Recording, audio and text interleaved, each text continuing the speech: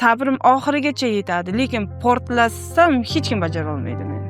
Agar uyidagilar rasmga tushma desa, men kelinlarim realni tushmaydi-da rasmga. Kerak emas, opa, uyimdagilar ruxsat bermaydi, tushirmang dedi. Tushirib ham o'tirmayman.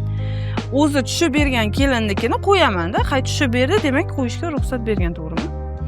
U bir masala bo'ldi. Uni gapirdi. Hay aytdim, opa, mayli, uzr.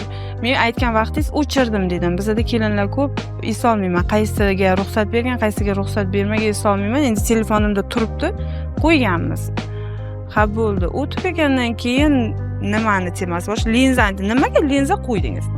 Har bitta kelinda orqasidan bitta katta odamni jo'natadi. Kelinda o'zi kirib, kamdan kam holatda kelinlar o'zi kirib keladi.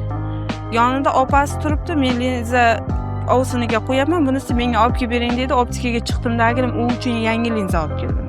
Yangi linza qo'yib yuboraman, opasi o'sha yerda aytish kerakmi? To'xtang, bizaga qo'ymang, kerak emas deyish kerakmi?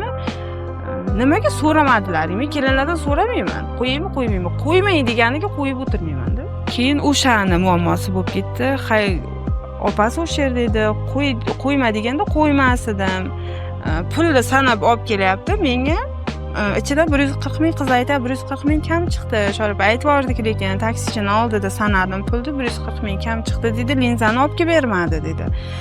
Keyin zalogda bermadim dedi. Ha dedim, keyin shu bir 4-5 kundan keyin kelyapti-da, zalogda bering dedi.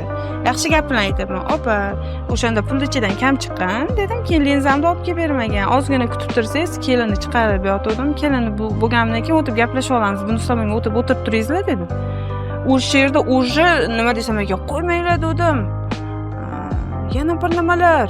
Men bitta kelin tanlagan ko'ylakni o'shani qaytartirgizib kiydi-da bu ko'ylakni. Janjallar bilan.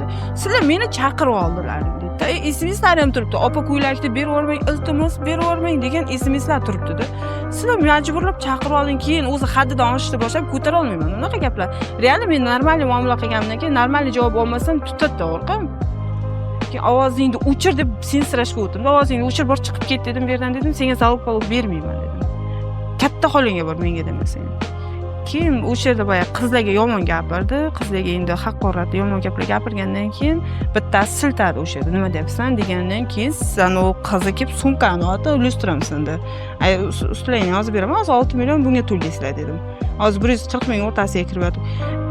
Pulidan kechgan vaqtlarim bo'lganda, tekin bergan vaqtlarim bo'lgan. Shoira, sharoitim shunaqa, to'g'ri tushuning meni. Shunaqa qolib ko'ylagimni yirtib kelgani bor, yoqib kelgani bor, ko'ylak umuman yaroqsiz qilib kelgan holatlar bor. Kechgan holatlarim bo'lganda, kechib yuborganman hammasidan, mayli. Lekin to'g'ri tushuntirib kelganda, shoira sharoitim shunaqa hozir. Qachondir agar bo'lib qolsa qaytaraman desa, opa kerak emas, pul-mulingiz kerak emas, olib ketavering zalogga deb to'g'ri gapirganda to'g'ri berib yuborardi. Sizga to'g'ri gapirmagandan keyin nimaga unga yaxshilik qilishingiz kerak, to'g'rimi? Yaxshilikni bilganga qil degan.